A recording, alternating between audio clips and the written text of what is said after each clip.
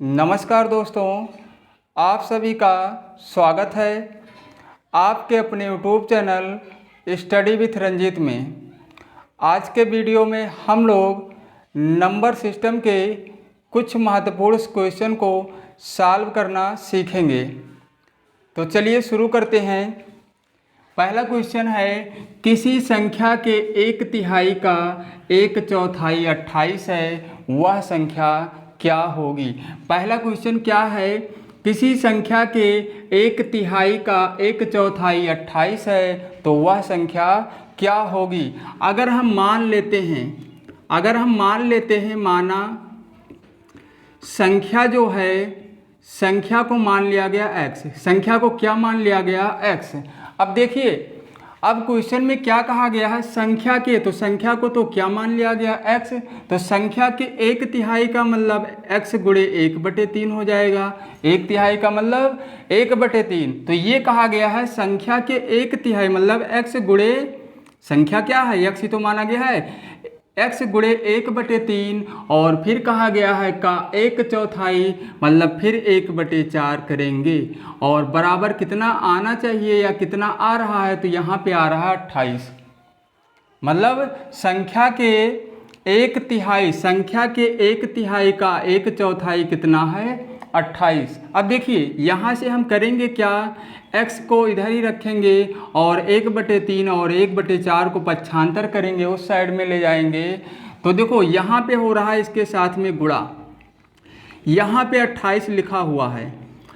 इन दोनों को जब उधर लेकर जाएंगे तो यहाँ गुणा हो रहा है तो उधर भाग हो जाएगा। मतलब हमें कुछ नहीं करना है, सीधा सीधा क्या करना है, इसको पलट देना है। क्या 3/1 कर लेना है गुणे में, और 4/1 इसको कर लेना है। बस सीधा हम क्या करेंगे, कुछ नहीं करना है, इसको पलट देना है और गुणा करा देना है 28 में, मतलब इधर लेकर आएंगे। अब देखो 3/1 से कोई मतलब नहीं, यहाँ पे उतना ही रहेगा।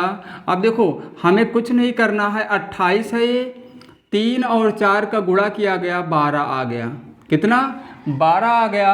उसके बाद हम 28 और 12 का गुणा करा लेंगे, तो 12 अट्ठे 96 और 12 दूना 24 और 9 हासिल आया था 300, मतलब 33 आ जाएगा। तो यहाँ पे x का जो मान आया है, कितना आया है यहाँ पे 336, और x को क्या माना गया था, जो संख्या थी हमारी उसको मान लिया गया था कि माना कि वह संख्या जो है x है, तो जो x का मान आएगा वही हमारी संख्या होगी।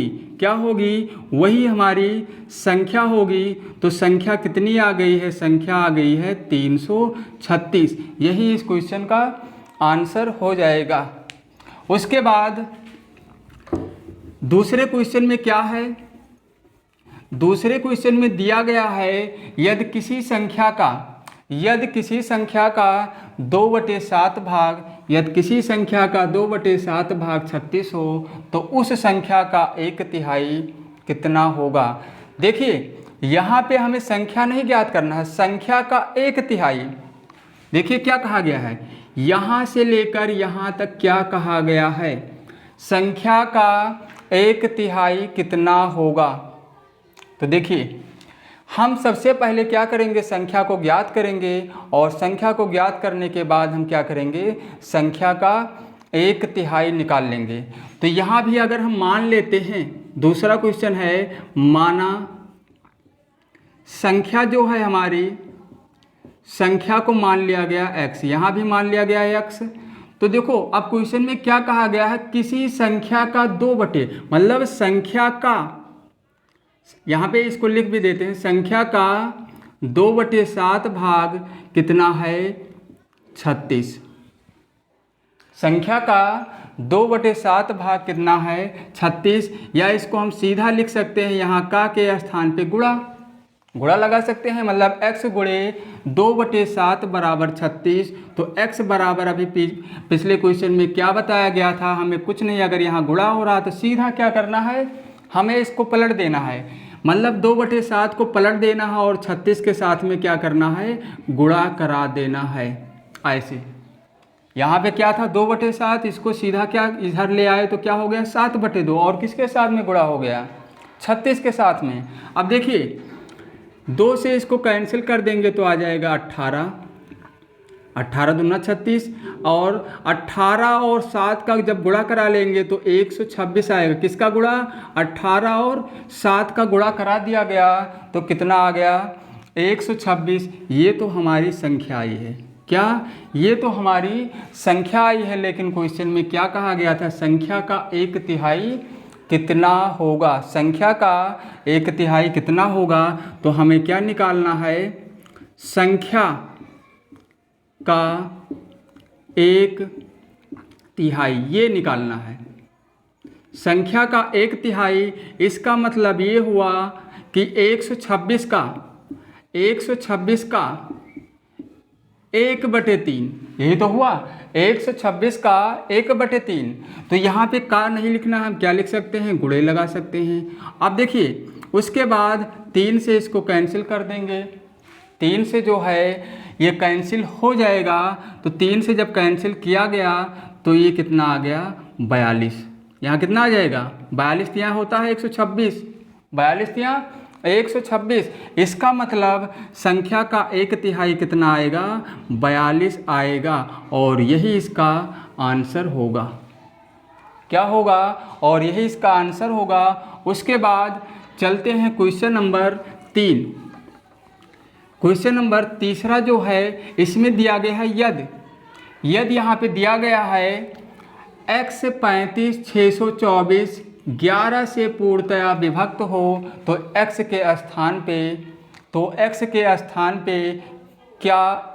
स्थान पर क्या अंक होगा? मतलब एक संख्या दी गई है, यहाँ पे कितना x लिखा हुआ है, 35 लिखा हुआ है, 624। इसमें यह बताया गया है कि ये जो पूरी की पूरी संख्या थी ये 11 से पूर्णतया विभक्त है। क्या है? 11 से पूर्णतया विभक्त है। लेकिन यहाँ से एक अंक गायब कर दिया गया है। क्या किया गया है? एक अंक को गायब कर दिया गया है और पूछा गया है कि यहाँ पे कौन सी संख्या थी, कौन सा अंक था, यहाँ पे कौन सा अंक था जो 11 से, यहाँ पे कोई अंक था और उस अंक से ये पूरी की पूरी संख्या बन गई थी। और वह संख्या जो है किससे? 11 से पूर्णतया विभक्त हो। यही मतलब यही है कि यहाँ पे कोई संख्या थी, कोई अंक यहाँ पे था और वह जो है उससे जो संख्या बनी थी ये पूरी, वो संख्या 11 से क्या थी? विभक्त हो, मतलब विभक्त होगी। तो हमें बताना है कि यहाँ पे x के स्थान पे कौन सी संख्या, कौन सी अंक थी, कौन सा अंक है, वही हमें ज्ञात करना है। क्या अंक होगा? तो 11 से विभक्त होने के नियम पिछले वीडियो में बता दिया गया था। क्या बताया गया था? विषम स्थानों के अंकों का योग, विषम स्थानों के अंकों का योगफल और सम स्थानों के अंकों का योगफल का जो अंतर आएगा, जो भी अंतर आएगा वो क्या होगा? तो यहाँ पे वो क्या हो जाएगा? अगर 11 से विभक्त है, 11 से अगर विभक्त है तो वह संख्या क्या होगी? 11 से पूरी तरह से विभाजित हो जाएगी। तो विषम स्थान पे 4 हैं, 6 हैं और 3। ये हो गया क्या? 3, क्या करेंगे? 3, 6 और 4 इनका योगफल। और उसके बाद सम स्थान पे कौन से अंक हैं? कौन कौन से अंक हैं? 2, 5 और x। क्या है? 2, 5 और x, यही तो है।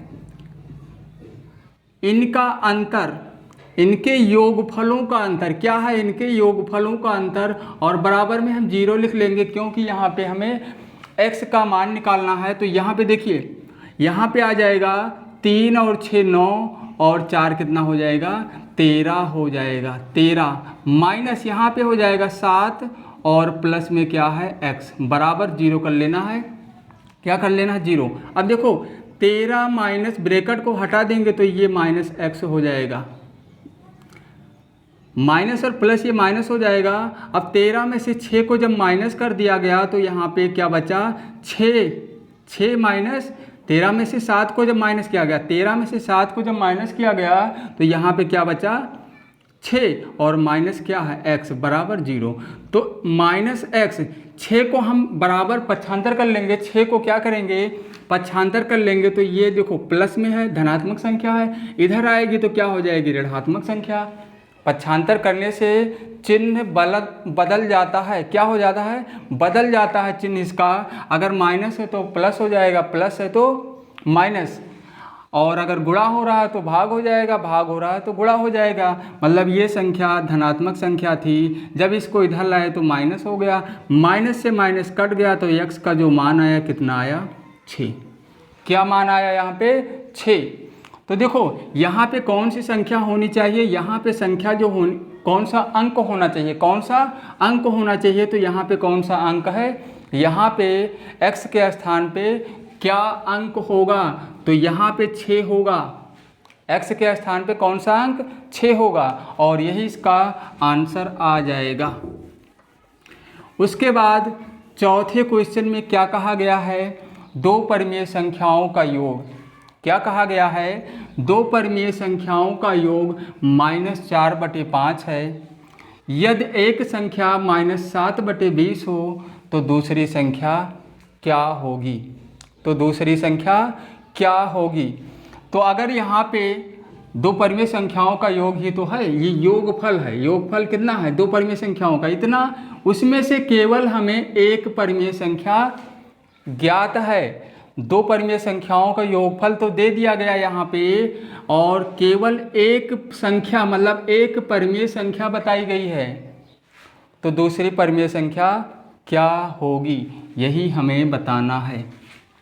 तो अगर हम मान लेते हैं, माना दूसरी संख्या को अगर हम मान लेते हैं क्या x, दूसरी संख्या को अगर हम मान लेते हैं यहाँ दूसरी संख्या को अगर x मान लेते हैं तो क्या करेंगे, दो संख्याओं को जोड़ा गया तभी तो इतना आया, दो संख्याओं को जोड़ने पर ही तो -4/5 आया।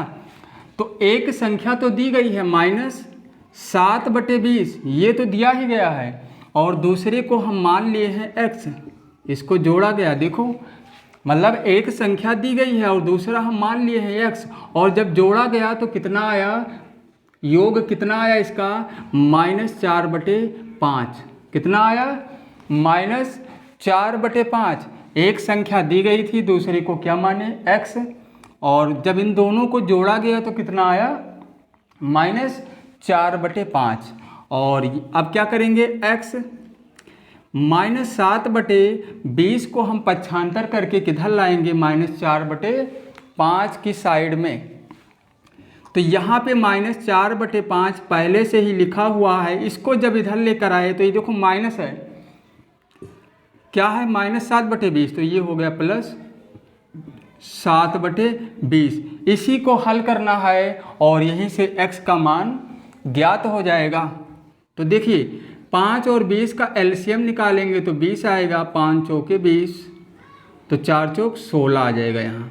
यहाँ पे 7 ही रहेगा। इसका मतलब देखिए, इसका मतलब ये हुआ कि 7 में से 16 माइनस होगा, -16 लिखा हुआ है और +7, इसका मतलब 7 में से क्या माइनस होगा 16। तो हम 16 में से 7 को माइनस कर देंगे, लेंगे उसका जो चिन्ह लिखेंगे, चिन्ह लगाएंगे जो माइनस लगाएंगे, क्योंकि बड़ी वाली संख्या क्या है ऋणात्मक ही है, तो चिन्ह क्या लेना है माइनस में। 16 में से 7 को घटा दो, कितना बचेगा, 16 में से अगर हम 7 को घटाएंगे तो 9 बचेगा, लेकिन उसका चिन्ह क्या लेना है, चिन्ह क्या लेना है उसका माइनस, क्योंकि बड़ी संख्या जो है माइनस में है। तो ये क्या हो गया -9/20। x का जो मान आया है कितना आया है, कितना -9/20, और x को क्या माना गया था, दूसरी संख्या को माना गया था x, और हमें वही निकालना था दूसरी संख्या क्या होगी, दूसरी संख्या क्या होगी, तो दूसरी संख्या होगी -9/20। तो चलिए क्वेश्चन नंबर पहला, दूसरा, तीसरा और चौथा आप चलते हैं क्वेश्चन नंबर 5 पर। 5 में क्या कहा गया है, क्वेश्चन नंबर 5, पाँचवें क्वेश्चन में कहा गया दो संख्याओं का गुणनफल क्या कहा गया है यहाँ पे, दो संख्याओं का गुणनफल, दो संख्याओं का गुणनफल कितना है, -14/7 है। यदि इनमें से एक संख्या 7/9 हो तो दूसरी संख्या क्या होगी। सेम उसी तरह का क्वेश्चन है जैसे क्वेश्चन नंबर 4 था, यहाँ पे योग दिया गया था, यहाँ पे क्या दिया गया है, गुणनफल।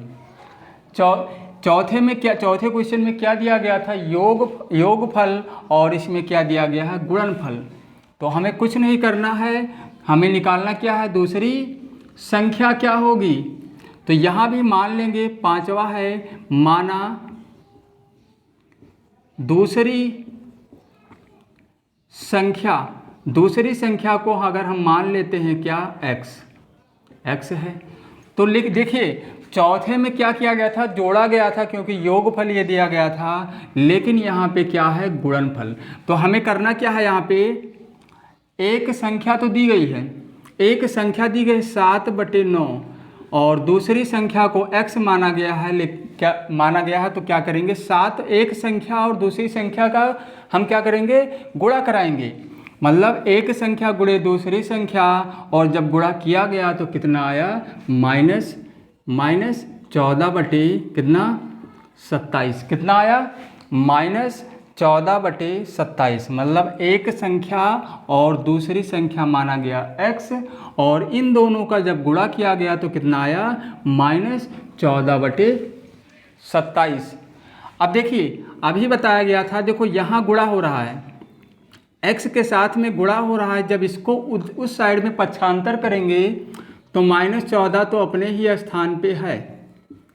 ये इसको जब इधर लेकर आएंगे तो देखो यहाँ हो रहा था गुणा, जैसे पिछले क्वेश्चन में वहाँ प्लस वहाँ माइनस था, प्लस माइनस वहाँ जोड़ा गया था, तो वहाँ जोड़ा गया था तो उसका चिन्ह उस तरह बदला था। यहाँ हो रहा गुणा, तो ये हो जाएगा भाग। और अभी पहले क्वेश्चन में इस तरह बताया भी गया था, पहले और दूसरे में कुछ नहीं करना है, अगर गुणा हो रहा है तो सीधा हमें पलट देना है, 9/7 क्या कर देना है, सीधा हमें पलट देना है। 7/9 है तो इधर आएगा 9/7 और लगाएंगे क्या, गुणा। 7 दूनी 14 और 9 त्रिक 27। तो यहाँ पे क्या बचा, यहाँ पे बचा -2 और नीचे बचा 3। कितना बचा, 3। यही होगा x का मान, यही होगा x का मान, और यही होगी हमारी कौन सी, दूसरी संख्या। दूसरी संख्या यही तो पूछा गया था। दूसरी संख्या जो है कितनी है, -2/3। उसके बाद चलते हैं क्वेश्चन नंबर 6। क्वेश्चन नंबर 5 हो गया, उसके बाद क्वेश्चन नंबर कौन सा है, 6। और 6 में क्या पूछा गया है, दो परमीय संख्याओं का योग। क्या पूछा गया है, दो परमीय संख्याओं का योग -8 है। यदि इनमें से एक संख्या -15/7 हो तो दूसरी संख्या क्या होगी। तो सेम उसी तरह का क्वेश्चन है, क्वेश्चन नंबर 4। क्वेश्चन नंबर 4 जैसे क्वेश्चन नंबर 4 था वैसे यहाँ भी है। तो अगर एक संख्या दी गई है, कौन सी, एक क्वेश्चन नंबर 4 की तरह ही तो है, एक संख्या दी गई है कितनी दी गई है, -15/7। दूसरी संख्या को अगर हम मान लेते हैं x, यहाँ पे योगफल की बात हुई है, योग। दूसरी संख्या को x मान लिया गया, क्या माना गया, दूसरी संख्या को x माना गया, तो उसको जोड़ेंगे तब कितना आएगा, कितना आएगा, -8। बराबर में क्या लिखेंगे, -8। अब देखिए यहाँ पे ये माइनस में है, जब इसको उस साइड में ले जाएंगे तो -8 लिखा हुआ है, ये प्लस हो जाएगा 15/7। इसको भी /1 करा लेंगे, /1 कर लेंगे, -8 को भी /1 क्या करेंगे, 1 कर लेंगे, और उसके बाद इसको हल करेंगे। 1 और 7 का एलसीएम 7 आएगा, 1 7 7 तो 7 8 56 आएगा। यहाँ क्या आएगा, यहाँ पे आएगा 56, और प्लस में क्या लिखेंगे, 7 एकम 7 तो 15 एकम 15। तो 15 में से 56 को जब माइनस करेंगे, 15 में से 56 को जब माइनस करेंगे तो कितना आएगा, -41। कितना आ जाएगा, -41, और बटे में है 7। यही इसका आंसर होगा। Question number 6। ये दोनों क्वेश्चन एक ही जैसे थे। यहाँ भी योगफल की योग की बात हुई थी और यहाँ भी योग की बात हुई थी। यहाँ भी एक संख्या दी गई थी और यहाँ भी एक संख्या दी गई थी। उसके बाद क्वेश्चन नंबर 7। क्वेश्चन नंबर 7 कौन सा क्वेश्चन है? इसके बाद क्वेश्चन नंबर 6 भी हो गया।